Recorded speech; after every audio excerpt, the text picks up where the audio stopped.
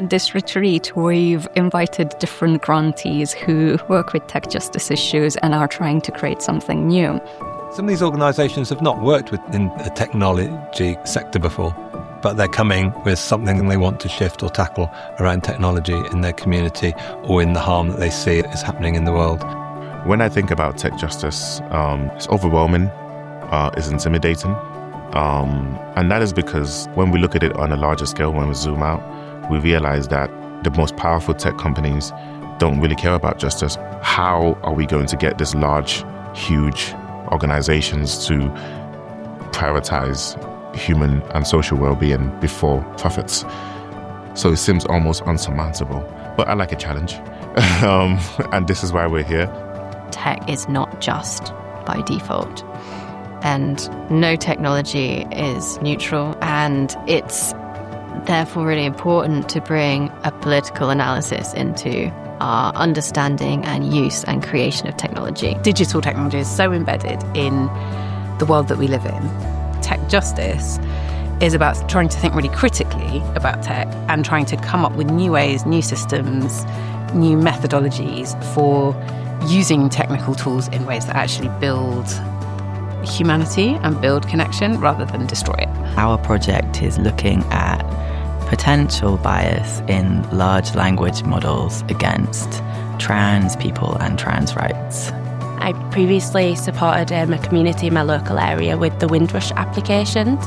They have the option to do this online or via paper, and a lot of people opted for paper because digital systems were difficult for them to navigate. My project aims to reimagine AI and AI futures through a more pluriversal, decolonial lens. Whether we realise it or not, the movies that we watch, the stories that we tell when we speak to each other, the language and words that we use really does shape our imagination and our belief of what we think is possible. We are building a context-aware content moderation platform. So that means it is a tool that leverages LLMs so that people can filter out hate speech from their online spaces, but specifically to their context. I think in someone's presentation they mentioned that we were like the canary in the coal mine. And I think that's so true for so many of the projects, because unless you experience the problem, which most people don't do unless they're at the fringes of how technology is designed, then you won't be able to raise the alarm. But if you do, and we have truly inclusive design and equitable technology, then that will benefit everyone. I find hope and momentum in people, real people that are pioneering things and doing things and cultivating communities of care and tools that are, emancipatory. We know AI is bad for the environment and the data centers and the energy and all the rest of it, the mining, the materials, manufacturing, but actually, there must be a solution that is genuinely regenerative, that, sort of bring in biomimicry, bring in the principles of symbiosis. How can we actually regenerate our planet and start to kind of fix some of the things that we fucked up? And there are people and organisations that are doing that work, and I feel like I've actually met some of those people here. That's really cool. They're quite juicy conversations. Being at the Catalyst retreat, it's been amazing because I've met like-minded people. We all have different projects we're dealing with and different things we're trying to tackle, but ultimately I feel like we've all got one aim, and that is tech justice. It was a fantastic retreat event here.